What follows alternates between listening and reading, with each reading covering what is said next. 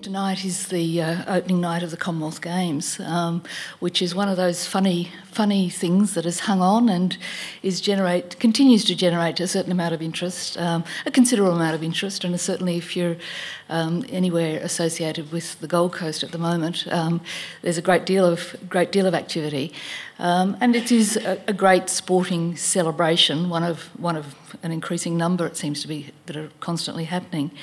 And I suppose in many ways the Commonwealth Games are one of the most manifest examples of an enduring element of the Commonwealth, which is one of those funny examples of the way an empire lasts and then ends and then continues to exist without necessarily a sort of really strong evident reason for it existing, but it is still there.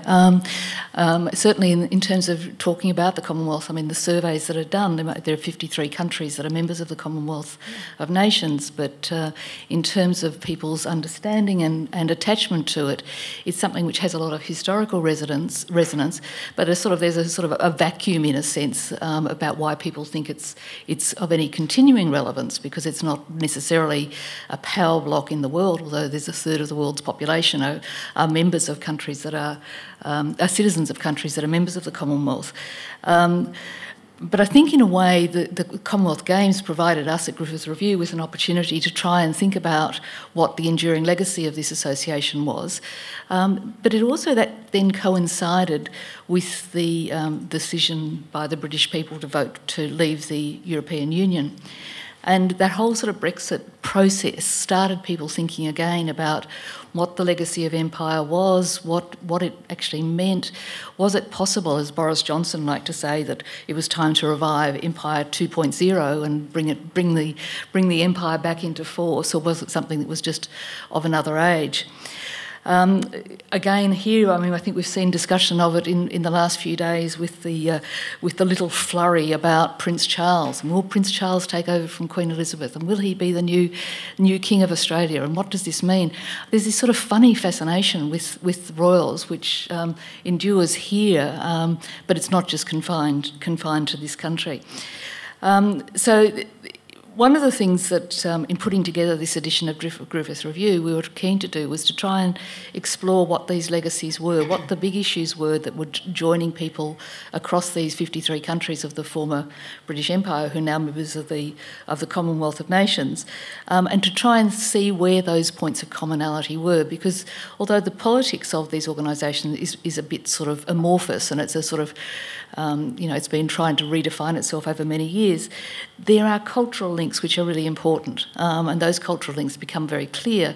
And in fact, they become very clear even in the grouping of people that we've got here tonight, two of whom have written for this Commonwealth Now edition of Griffith Review, and Timmah has written for other issues and is here to join us in this discussion. And one of the things that keeps coming up, and it became very clear when we started the call, trying to get people to write for this edition, exploring what the Commonwealth was and where it might go and what it meant, was that there were these extraordinary cultural links, which were about language, they're about law, they're about place, and they're about a sort of shared sense of history, which may have been distant, but nonetheless was quite relevant. So the people, our guests tonight, we're very pleased to be able to have such a distinguished international panel. Kateri Akiwenzie-Damm is a writer and poet and spoken word performer from Canada, of the Nawash First Nation descent. She's the founder and managing editor of, now I'm going to pronounce this correctly? It's Kigeros Press, which is a publishing house which has been going for 25 years in Canada, publishing Indigenous writers. So please welcome Kateri. Annie Zaidi has joined us from India, and this is the second time we've been pleased to have Annie in Australia as a guest of Griffith Review. Annie writes fiction, non-fiction, poetry and scripts. She edited a book called Unbound, 2,000 Years of Indian Women's Writing, a few years ago, which is an extraordinary sort of thing to think about, a 2,000 years collection into a volume. Annie's got a very long list of books and articles that she's written, and she's contributing to a number of Australian contributions, both Griffith Review and publications that have been done by Heidi Grant and Alan and Unwin. So please welcome Annie. And Timmah Ball is an emerging writer, urban researcher and cultural producer of the Balarong Noongar descent, as well as writing for Griffith Review, which she's done on a couple of occasions. She's written for Meanjin, Westerly, Right Now and Etchings Indigenous. She's currently using zine making to critique mainstream publishing conventions and will produce Wild Tongue zine as a part of the Next Wave Festival in 2018. And she's written a fabulous piece for our forthcoming Indigenous edition, First Things First, about the importance of the MCG and football in Melbourne for Indigenous and non-Indigenous Australians. So please welcome Timmah.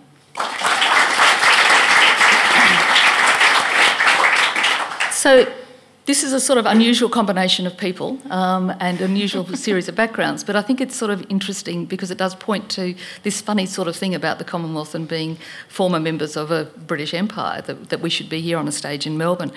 So I'd like to ask you each maybe just to give us all a bit of a sense of what being a citizen of a country that is a part of a former British Empire and is now a member of the Commonwealth, what that means for you personally and for your sort of sense of who you are and as a citizen of your country. Do you want to start, Kateri? Chimigwech, first of all, for having me here. Kateri Akiwenzie-Damm, Nijishnikas, Naishingaming Nadal. For me, I think what I found is that most Indigenous people back home, we don't really think in terms of the Commonwealth per se. However, we do think in terms of having been through a colonial process that is very similar to what has been experienced by Indigenous people in other parts of the Commonwealth. So we do have a strong sense of shared experience with Aboriginal people in Australia, as well as Maori people, and there's a commonality of I say sometimes that colonizers are not really that innovative in their practices, so they did the same things all over the world, and so in some ways it's a terrible way to be linked to other Indigenous people, but at the same time we do have that same experience and have been able to form alliances and relationships with other Indigenous people as a result of that. But in terms of our own sense of identity, I think my people think in terms of, for those of us who have treaties, we think in terms of treaty, and that relationship comes from our relationship and negotiations with the Crown. And so there's this enduring sense of the importance of that relationship as a government-to-government form of relationship, which gives power to the treaty, and that it serves as the basis for certain numbers of our rights within our homelands and so on. So yeah, I think it's sometimes a kind of a complicated positioning in some ways, but and fraught in many ways. But for us, first and foremost, we think about our identity in terms of our relationship to the land. Annie, the Indian experience is different to the First Nations experience in Canada and Australia. Yes, that is correct. I think in many ways the Indian experience not just of colonization, but I think because India was and remains a very diverse country. We have had successive waves of multiple races come in and sort of dominate the sort of centers of power, and there were multiple centers of power in India, and there remain. I mean, now you have a central government, but most certainly there were multiple centers of power everywhere.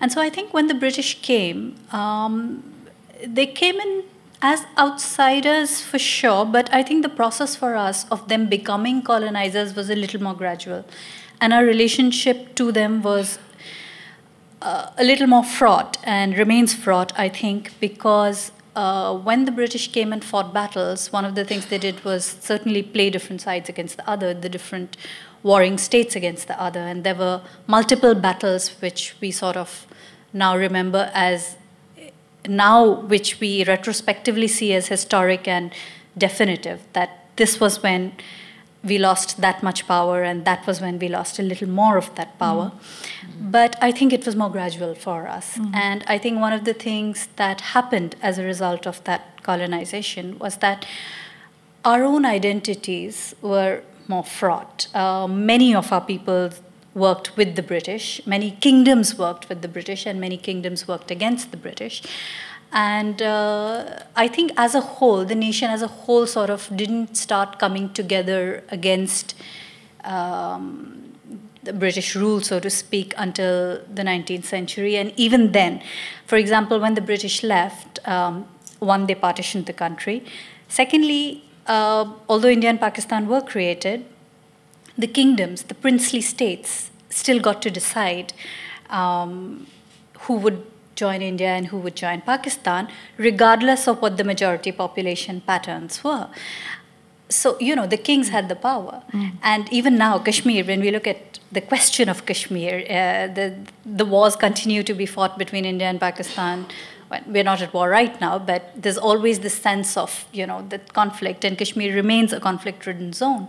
One of the reasons that happened was that because it was a princely state. And right up until after partition, there was no clarity about which way it was going to go, until sort of, you know, the First War kind of forced this question, and the king decided to go with India. But you know what I'm saying? So right up until the last moment of our independence, there were lots of little contestations and kingdoms and questions of identity and where we really belong, which country. And the question of country itself remained quite open right up until 1947.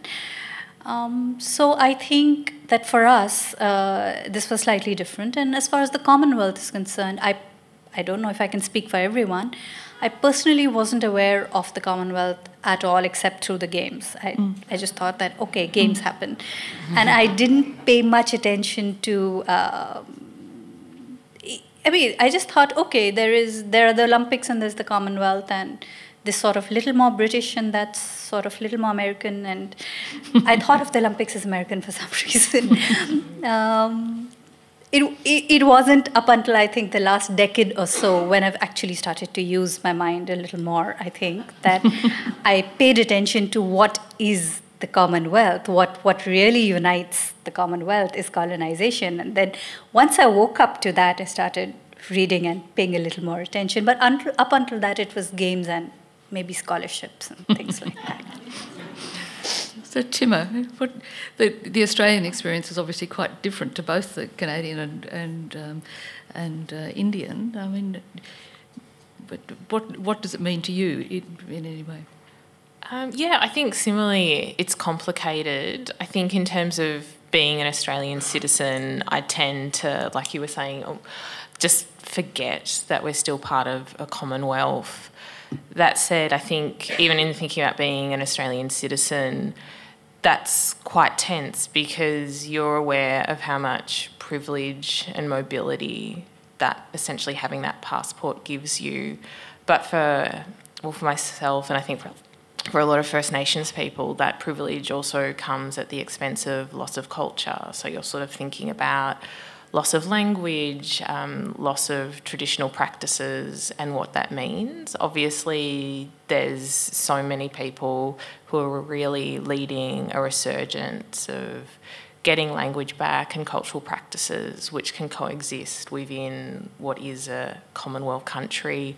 But I think, yeah, it is almost like a sort of split personality, complicated situation. And I think what's interesting is it's quite easy to sort of ignore the sort of Commonwealth lens that we operate in, but then it kind of just comes out of nowhere. Like, I'm always surprised working in urban policy, the way we think about land is still 100% formulated from colonisation. We divide land in terms of freehold and crown land. And yeah, crown land is symbolically land that rests within the monarchy. And that's quite fascinating that when you're doing land transactions, you still have all this official documentation that, has the head of state as the crown. It's interesting. I mean, one of the things that's very striking, I think, especially amongst First Nations people and the Crown, is that that's the point of the treaty, that's the point of the deal. So that you refer to that in terms of the Canadian, the legacy of that in Canada. I'm just sort of interested in teasing that out, because it's sort of like the Crown happens at a sort of supernatural level that is relevant but not relevant, how important that still is. I mean, you write about it in your short story that you've written for us. It's a very funny sort of evocation of, going to Buckingham Palace. How real is that? Well, many First Nations people back home refuse to refer to themselves as Canadian. They'll only refer to themselves as whatever their First Nation is, and resist, any kinds of identification with Canada as the colonial government. So, not standing for the national anthem. There were some First Nations who created their own passports, and people actually did try to travel on those passports and so on. So there's this huge reluctance to self-identify as Canadian on the one hand. And in terms of the story and the character going to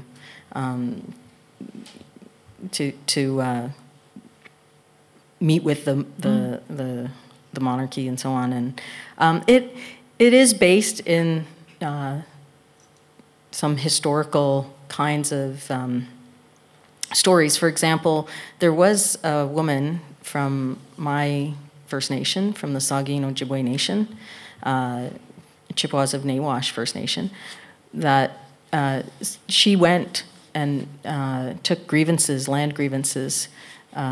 She went to England and went and met with the Queen to take the grievances from our community forward in terms of the thefts of our lands and the erosion of our land base by settlers.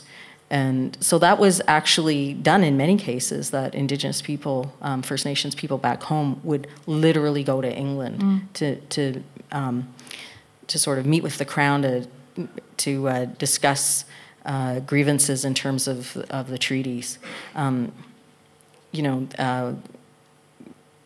That relationship was taken extremely seriously, and that lingers today. That many people see that as the source of the treaty making, and the current Canadian government of the day is sort of seen as in a different sort of, there's a different sort of way of looking at that colonial experience compared to the Crown. And like I said, it's very complicated to try and tease that all out and figure out exactly. In some ways, it's almost as if there's a lot more anger directed towards the current Canadian government. To the state, rather to the state, rather than, and I guess I think that's because of whatever policies and things are being enacted in the day that we are currently living under, and so the historical relationship with the Crown is really seen primarily in terms of that context of treaty making, and also, like you mentioned here in Australia, there were First Nations that sided with the British. And fought against the Americans and so on, and fought against other First Nations people on behalf of the British and so on. So all of that that history becomes quite complex and informs different First Nations people's sense of their own identity and history and their relationships. So, yeah, I don't know if that helps, but it's interesting because fraught is the word that keeps on coming up, and that seems to be characteristic. I mean, certainly in New Zealand, I mean, if you talk to Maori people there, that the connection is very much with the Crown rather than with the state. I just wanted to read a little bit from the piece that Melissa Lukashenko has written in this edition. As part of the preparation for the Commonwealth Games, a number of the Aboriginal elders from the sort of Gold Coast region were taken to meet the Queen. And one of them was a woman called Pat O'Connor, and she'd gone to Buckingham Palace. She'd recently flown to Buckingham Palace to meet with the monarch in the lead up to the 2018 Games. I asked Pat what she would have said growing up in Southport if someone had told her that one day she would meet the Queen in London. She laughs at me. Royalty was only dreamed about in an era when England was 6 weeks away by boat. A journey then between the Gold Coast hinterland towns of Beaudesert and Boonah, where she grew up, meant leaving in a buggy, and while the roosters were crowing and arriving as night fell, England was as far away as Mars. There was discrimination in her childhood. Anyway, she talks about this and growing up with a photo of Queen on the wall and how her mother would not have believed that, there she was taking tea with the Queen, but it seemed sort of appropriate. Now, that's obviously, there is a lot of dispute around that, but it's sort of interesting. I don't know whether, Timmah, in your experience of a sort of younger group of people, whether there is anything positive in that relationship, or that is the source of the problem? Yeah, it's interesting. I think when I was reading Melissa's piece, I thought it was really interesting, the sort of intergenerational element, because what kind of surprised me but also didn't is when she visits Pat O'Shea, who's kind of almost got more of felt almost like a conservative analysis of, we need to stop looking back at the past, looking back at what happened and just focus on the future and things will get better. Whereas when I think of the rise of almost a sort of matriarchal feminism and people like warriors of Aboriginal resistance led by women like Mariki Jonas, there's just this incredible fierce resilience to take action and try to become sovereign young people, reclaim language and culture that, I just sort of feel that the Commonwealth would just be just completely laughed at and just not taken seriously at all. And the focus would be more about looking at negotiations with the state and what we need to do to address ongoing injustices and disadvantages. But I think definitely younger people would just, I think, almost see the monarchy as a little bit comical and sort of absurd and ridiculous that we're still tied to the monarchy. But certainly I feel like there's such a groundswell of resistance and wanting to create change that, you can just sort of see this, I don't know, just quite amazing radical energy rising to really change what is going on in terms of the Australian government. It's interesting. When we were preparing this edition, and I was in London for a time around this time last year, and I was at an event that was being held with people from a whole lot of different countries. I mean, not just Commonwealth countries, but all over the world. And we had this session at the Tower of London. for the day, which was a sort of, like, how do they do it, what have they done, so on and so forth. And the Tower of London is one of the 6 or 7 royal palaces that are part of the sort of circuit of royal palaces. And they'd had great success with the remembrance of the First World War, the red poppies, which you've probably seen those images of. And so at this session with these sort of people from all around the world, the senior management of the Tower of London said, well, we want to think about what the next projects will be. And so they said to this group, which is very diverse, what do you think? What could we do? And so there was a group of us who were from, of Commonwealth, former Empire countries. And we said, well, you could think about doing stuff that was from, having Australian artists, Malaysian artists, Indian artists, artists from Africa performing as part of this event, this venue. And it was so interesting because the senior management at the time said, but what's that got to do with the Tower of London? This is about the Queen and the Crown. And it was interesting, one of the Indian guys in the group said, because we'd done the tour of the jewels, and he said, and people say, oh, how do you feel about these jewels, the royal jewels and the Indian jewels? And he just said, we've forgotten about them. We don't care. Let them enjoy it. So I just wonder whether in India, whether there's been, how that, whether it's something that's just moved on or whether there's something which is still endures as a matter of interest and discussion. Well, I think most certainly we do think about it. The Kohinoor diamond, which is part of the crown jewels, is sort of very symbolic as a symbol of all the things that the British took from us. It's only symbolic. Of course, the Kohinoor, despite whatever its value, is not even the tiny fraction of everything else that was taken. But it is symbolic because, it's one thing. It's that one object which represents a lot of the wealth that was taken and which will not be returned. And we sort of know that it won't be returned. Actually, if the Crown wanted to give back the Kohinoor, it would be easy because it's just one thing. The problem is that it would then have to give everything else also, because to concede that something is owed and ought to be returned means everything is owed and everything ought to be returned, which of course, the nation is built on colonial wealth, so of course you can't do that. I don't think that people don't care. I think people are willing to kind of accept that reparations will not be made, but that doesn't mean that we think we are not owed anything. Speaking for myself, I most certainly think that we are owed a lot of things.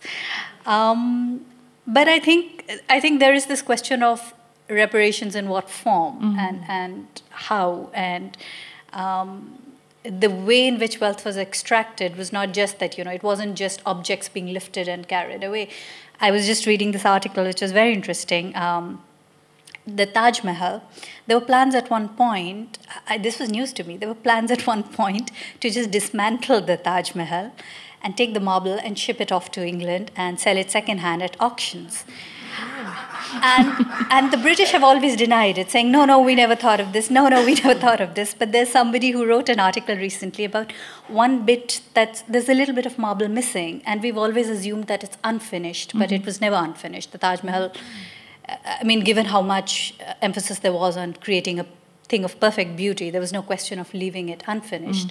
And there is some record of them trying to, as a kind of pilot project, they took away a little bit of marble and shipped it off to England, and then they discovered there isn't a market for it, really, because people don't use marble in England. But if people did use marble in England, there would have been no Taj Mahal by now. Yes, so, I'd like to see that marble back, but who knows where it is.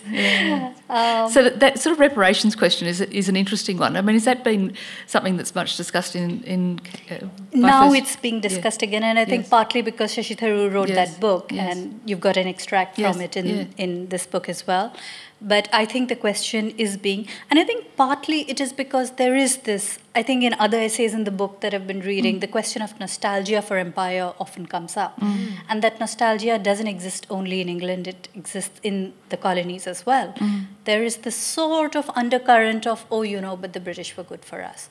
And a lot of this is upper class, and a lot of this is upper caste, and a lot of this is coming from people who didn't really suffer the worst during colonization, but there is this sense that, oh, but they were disciplined, and oh, they gave us the railways. And I'm like, really? They didn't give us the railways?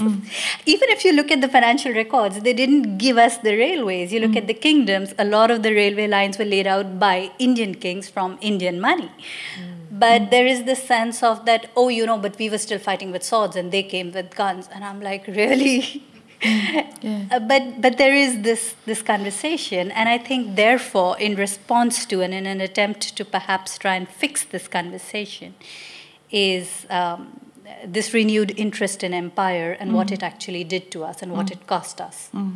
Because one of the things that came through in, as you say, is these shared things, and then the shared negative issues as well. So, but one of the things that was quite striking was how in Britain the lack of interrogation of what the empire means and meant, and how you would actually engage with that in a sort of contemporary sort of fashion. I mean that was just something that's just not had the degree of scrutiny that those who've been on the other end of the colonisation process have been looking for.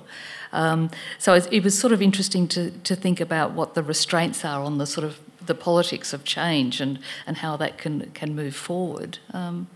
Is that something which is a live conversation amongst First Nations people in your experience, Kateri? Well, I think that there's a huge reluctance to let go of that relationship. And I've been sitting here trying to think of why is that?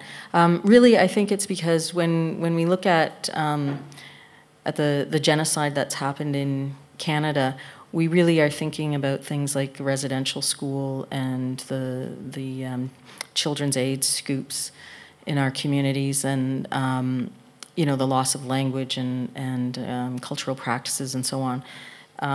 And we tend to associate that with the Canadian government rather than the historical practices. So I think it's in the same way that the legislation that has governed in First Nations people, the Indian Act, is still in existence, and there's a reluctance on the part of many Indigenous people to let go of that as well, because at the same time that it oppresses us, it's also in some ways a recognition of the relationship.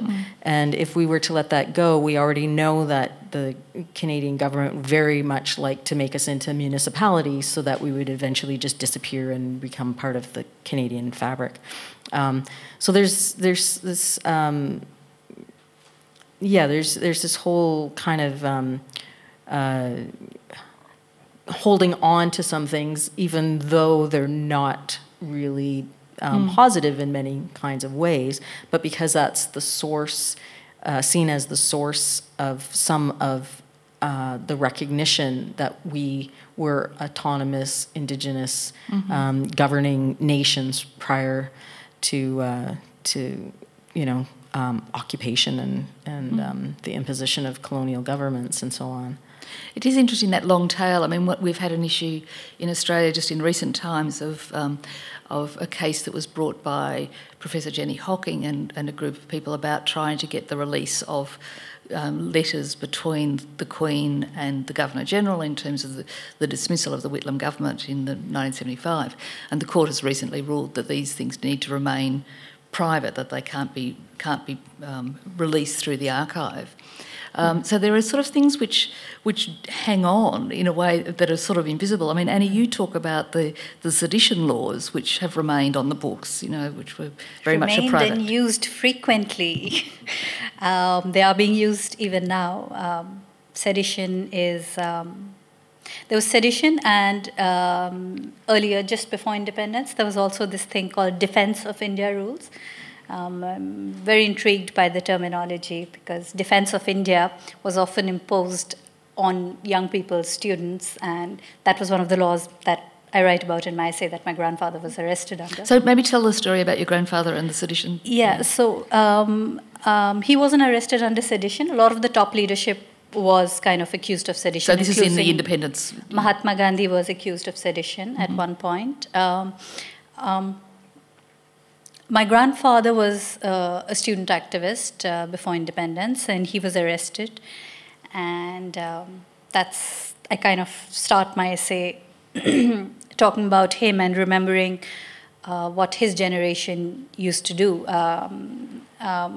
The Quit India movement had just started against the British, and he was in university at the time, and he was an active student leader.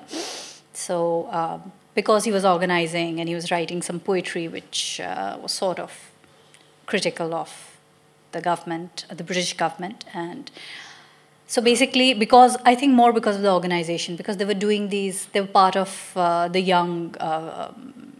youth wing of the Congress, and they were doing these big meetings.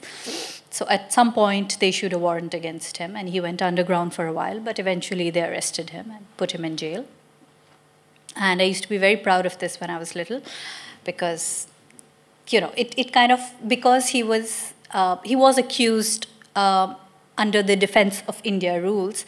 And the irony was, I mean, who are you defending India against? It was Indians, right? It was Indians being arrested under the Defense of India rules. But all the student leaders who were arrested, all the young activists who were arrested, were often arrested if the crimes were not seen as very major, or if they were not very politically kind of powerful. Then Defense of India was the common basic rule, but sedition was often also used against either the revolutionaries, armed revolutionaries, or against very powerful leaders like Mahatma Gandhi, etc.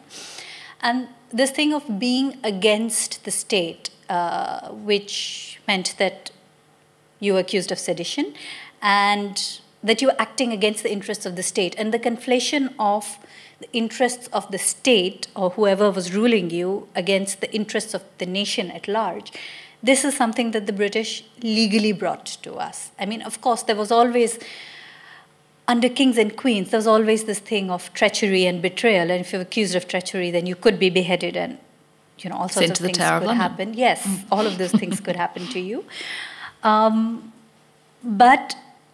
But it was also sort of understood that your loyalty is owed to the king, and the king was just the king. The king wasn't necessarily you. I'm not very sure if I'm expressing this right, but the sense of nation wasn't the same.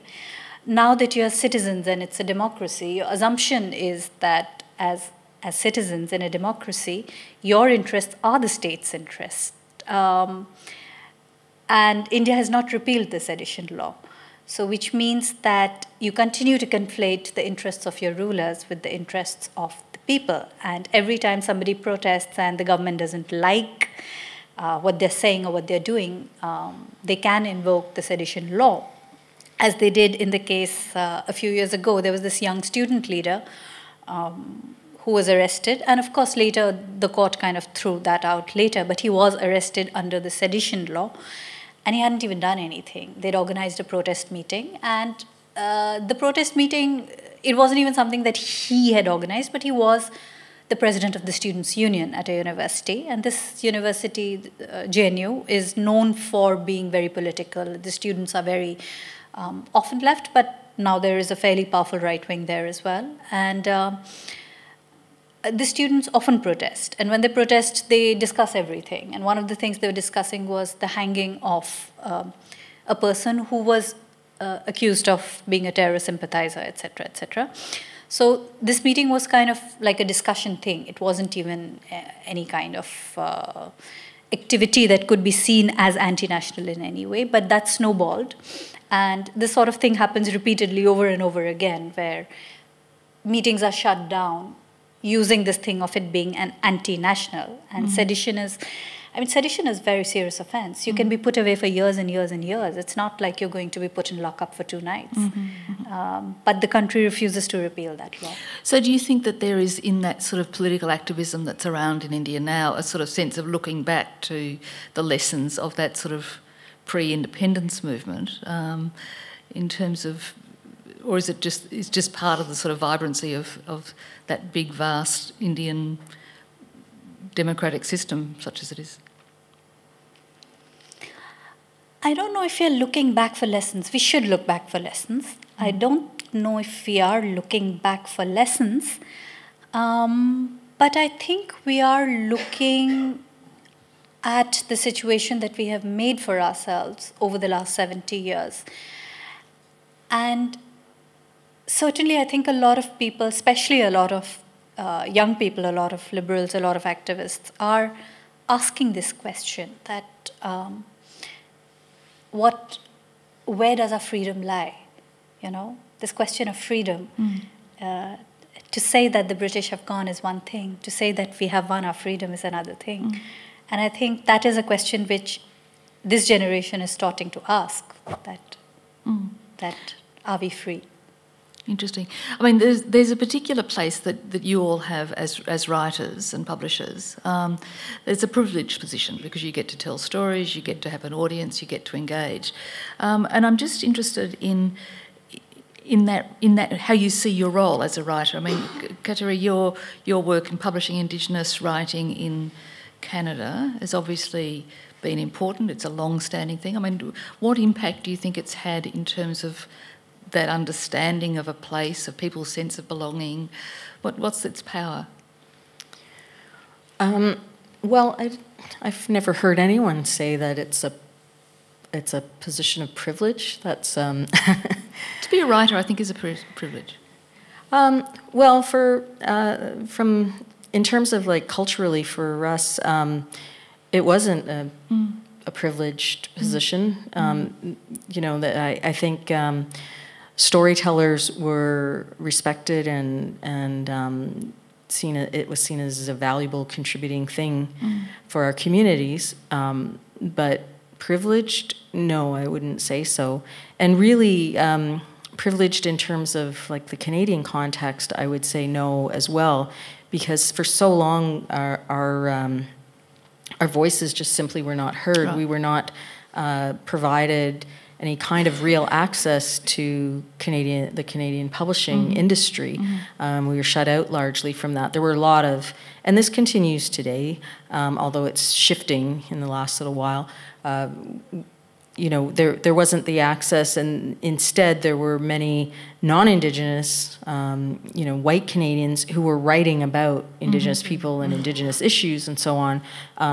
So a place of privilege, no, it was something that we fought so to get to. So it's a very different sort of thing. But in terms of has it had an impact, I think so. I mean, I think there's, you know. I like to think that when I write, I'm writing for my community and other First Nations people, other Anishinaabe. I'm Anishinaabe, Potawatomi, and so I like to think that people from my nation are able to see themselves reflected in those stories, because for so long we've been absent in the sort of narrative of what Canada is and so on. We are a very active absence in that in that story, in that narrative that's been created. It's all about the French and English when you look at Canadian history. You wouldn't know that there was anyone else. But so that your role in terms of, you know, of starting your publishing company and providing a platform for these voices has obviously then had an impact, which is amplified. Yes, well, we did that because there were so few Indigenous publishers, and we just weren't getting access to the Canadian publishing industry. I think it's had an impact. We've been able, in a small way, we're all very small publishers. There are 4 Indigenous publishers in Canada. We're very small, but we've been able to support emerging writers, young writers, and even writers who've had some success in the mainstream in publishing things that haven't been accepted by those publishers. They've come to us, and so we've been able to give voice to those kinds of stories and things that aren't fitting the requirements of those mainstream publishers. And so we're very proud of that, and proud of being able to push at the boundaries.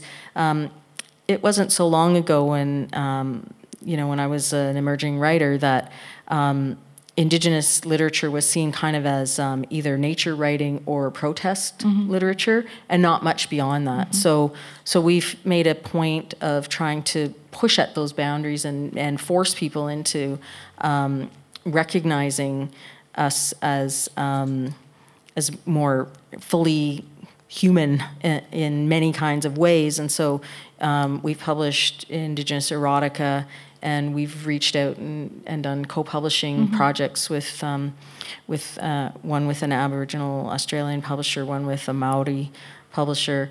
And we're continually pushing at those boundaries in order to get those voices heard. And in the last while, I mean, it's a much larger kind of discussion, but in the last while in Canada, CanLit has been just self-immolating. It's just been, there's just been a lot happening that's really been questioning what CanLit is.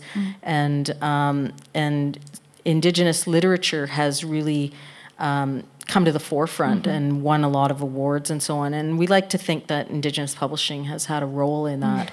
I'm sure it has. I think we're still fighting, you know, we're writing for our own communities, but at the same time, our communities reading our books. I think the reality is not as much as we would like to think that they are. We have huge problems as a result of the legacy of residential schools and the banning of our languages and so on with literacy. And so in my community, people are much more interested in hockey and their kids going to little NHL games. And, you know, the people from our community, we have a Olympic boxer, Mary Spencer, and the community center filled up when she was boxing at the Olympics. But we have very well-known writers from our community who, outside of the community, people go, wow, like what's in the drinking water there? Why are all these, you know, people like Basil Johnston, Lenore Kijik from your community, what's happening there? But within my community, it's like, they're not really so interested. They're kind of, some people are reading our work and some not. So I think there's still some kinds of reclamations and things that we have to do within, because storytelling is still revered in many ways. But, you know, in day-to-day life, as much as the NHL and hockey and so on, maybe not. So, Timmah, as a young writer, I mean, there's now a very distinguished group of Indigenous writers here who really are, you know, think of Alexis Wright and Melissa Lukashenko and Kim Scott. I mean, there's so many, Ali Kobe-Eckermann, you know, there's a lot of people. I mean, does that provide you with inspiration or hope or, you know? Oh, absolutely. And I think for me, it's really interesting because when I think of Aboriginal writers, I think sometimes the reason why probably some of the best Australian writers today are all Aboriginal writers is just because it's so innately part of who we are. I mean, pre-colonisation, Aboriginal people were always telling stories orally through cave and rock paintings. So it's so just distinctly part of our culture.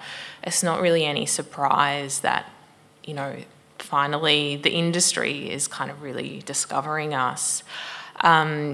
But yeah, I mean, I think it's really interesting in terms of probably even what you were saying is kind of, who is reading this work and kind of ensuring that, it's kind of not just maybe like urban, inner city focused and thinking almost sort of what the next steps are. But certainly, I mean, it's really exciting. Even when you think of, you know, the Stella shortlist, it's Claire Coleman and Alexis Wright.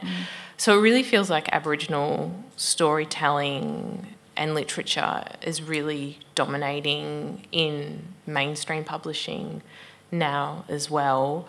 But certainly I think for me, I mean, it's interesting with the discussion about privilege, and I think certainly for me sometimes it feels more about responsibility and kind of if you are someone who gets opportunities to write in a way that people before you were always telling stories, but it was hidden or it wasn't being published by the mainstream. Yeah, it does make you think, what sort of stories should you be telling? And I think, it's a big question. And Annie, I mean, you were talking before about the power of writing. I mean, that you were talking about the prescribed poems book. You know, this is something of power. Yeah, I would agree that I think that being published and being heard reaching people certainly is a privilege, but I do view writing more as responsibility than privilege. And for instance, even the British did ban a lot of books. They did ban a lot of literature. They banned even poetry, and some of the poems that they banned were collected in a volume that my grandfather sort of helped to edit later.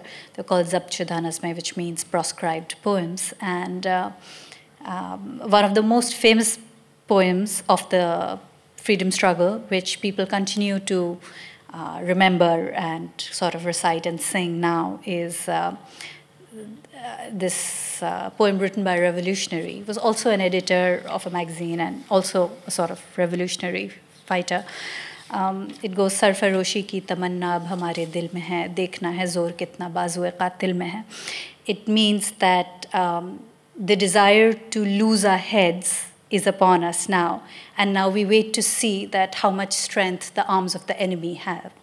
And this was one of those famous poems, but there were lots of little poems being written, not always as confrontational, but and the British did ban them, and they banned a lot of other literature that was not necessarily anti-British in any way, but sort of conceding to various demands. Like one of the books that was banned was called Angare. It was a collection put out, an anthology put out by 4 Urdu writers. A lot of them were leftists. They were Marxists. One of them was a woman. She was a medical doctor, Dr. Rashid Jahan. She wrote stories about women, mostly, who were in Parda, Muslim women a lot, about their experiences, because nobody hears about them. The kind of things that they were subjected to, their lack of reproductive control, all of that. She put that down, and it created an outrage. And the British banned that book, and they didn't need to, because it wasn't in any way seditious literature. But they banned that. So, you know, the state does try and control, and states try and continue to try and control what gets printed, what gets published. Yes.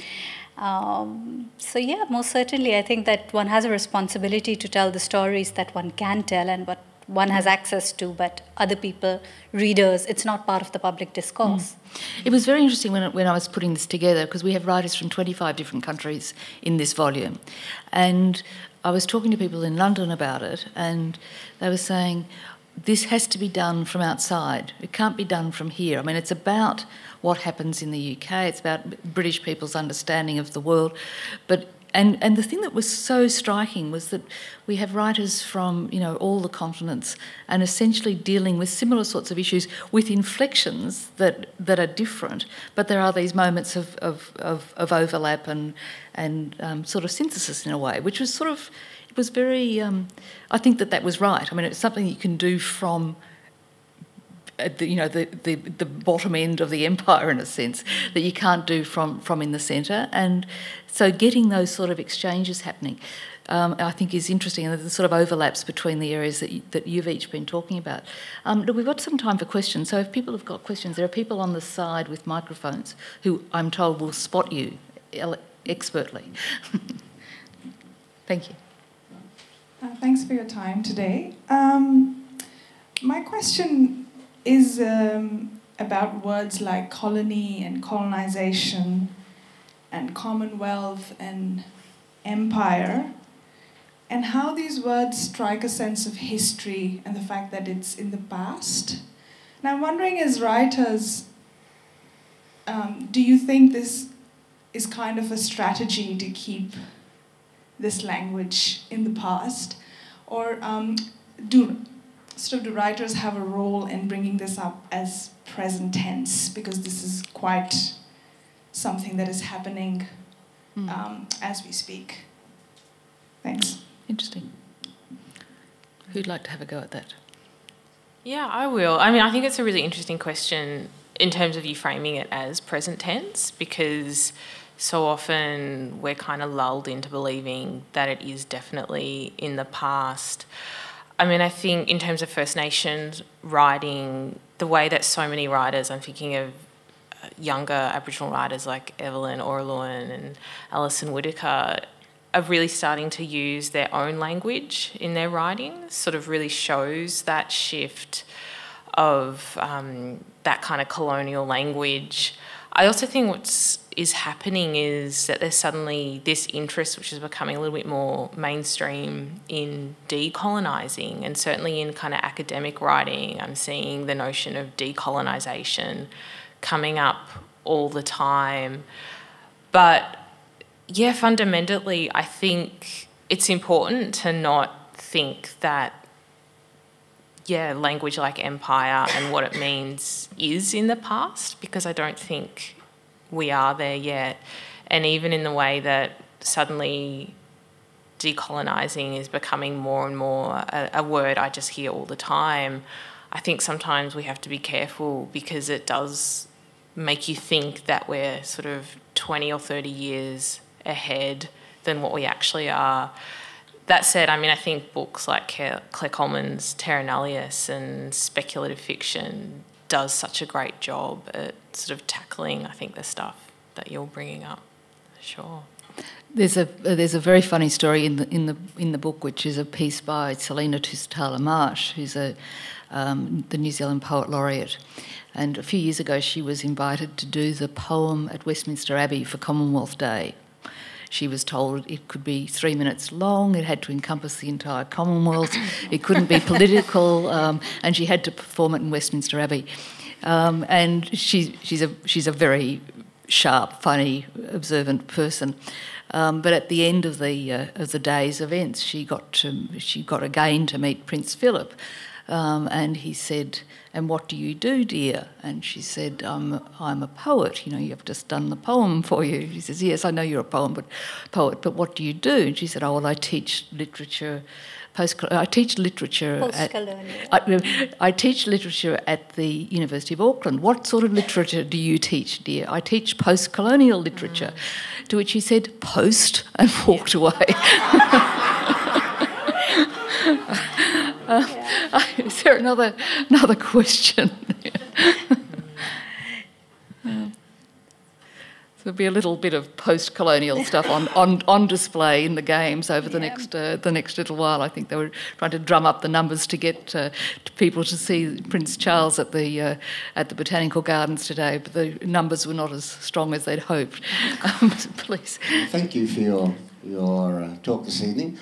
It seems to me that there's a big difference between the situation with Canada and India, in that they have thrown the British out, which was a very wise thing to do. But Australia hasn't really managed to toss the monarchy out completely. I'm just interested about in India and Canada whether there is this reverence for the ongoing royal family and the great saga of the British royal family that there still is in Australia. I have to say I was very surprised when the Australians voted to I was like, what? They want to continue to sort of be associated with the crown? Why would they do that? I just don't understand it, I have to say. To try and maintain a link with the crown and queen in that way. In India, we just wouldn't understand that, because for us, the crown and Queen Victoria particularly, because, you know, when we were fighting for our freedom, it was Queen Victoria, mostly, for the most part. And then, of course, there was the king. I think our relationship with the present queen, the Queen Elizabeth II, is we kind of view her as sort of harmless and distant, but certainly not reverence at all. I mean, now reading the book, I'm reading about the Queen's personal papers and what they did in Australia and to overthrow the government. And I'm like, wow, the Queen could do that? We didn't know that she could do that, but apparently she can. But no, there isn't that much reverence. We were just really glad to be rid of the British crown and all. And I think, you know, there's this other essay, which I'm learning a lot through this book about our own relationship to the British Commonwealth. And I think our first Prime Minister made it very clear when the concept of the Commonwealth was created, there was this question of whether India would join the Commonwealth or not. And the first Prime Minister, Nehru, said they would, but they don't accept the crown. And then there was this question of, what if you don't accept the crown, then what, you know, then then what you're doing in the Commonwealth. And he elected to stay in, and when it came time to decide whether India should be allowed into the Commonwealth, even if it doesn't accept the crown, I think the Australian Prime Minister stepped in and said that yes, they should be. But it was very clear that no reverence and no relationship to the crown either. We would maintain a relationship with Britain as an independent country on equal terms, and with all other Commonwealth countries on equal terms. But there was no question of I think we kind of have this sort of vague interest in the royal family as celebrities. But I mean, we have an equal interest in our own celebrities, so that's fine. I think there are people in Canada who still are very interested in the monarchy, and if the royal family comes for a visit, they roll out the red carpet and people show up and cheer and wave their British flags and whatnot. So that lingers somewhat. Then there's also many of us who think they're kind of very outdated and archaic and hilarious in ways that they don't want to be. And they're just sort of this weird throwback. And then you have the younger generation of royals who are kind of in that celebrity mode, I think. So there's a kind of a fascination with what they're doing in the same way there was with, Paris Hilton or anybody, any of those kind of young, wealthy celebrities who are only famous for being famous and famous for being rich. So, but I think, for the most part, a lot of people just think it's a bit of a joke, and why does the government keep inviting them, and why do we have to pay for them to come over here and do these ceremonial types of visits and whatnot that just cost a lot of money at the same time when we're not getting our health care or whatever. So I think for the most part people kind of just are tolerating this throwback sort of thing. But for Indigenous people, there's also, like I said, there's that lingering connection, which is a little bit different, even though we also think, they're a bit of a joke. And I'm not sure that we see Queen Elizabeth as harmless, but does she still have power? Not really, and not exercising it in ways that are really creating any kind of change for better or worse. Really, it's just about maintaining itself in a lot of ways. We do like it when we hear about her putting down Trump.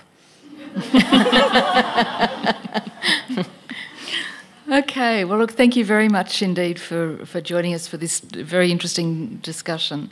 I think it's fair to say that Empire 2.0 is probably not going to be happening anytime soon, so it's going to be much more in these lateral exchanges that we have. So thank you for joining us tonight. Thank you for coming. It is a great collection. The books are on sale thanks to the Dymocks Camberwell who are at the back. So if you've not yet had a chance to have a look at the collection, I would encourage you to do so, and please join me in thanking our speakers.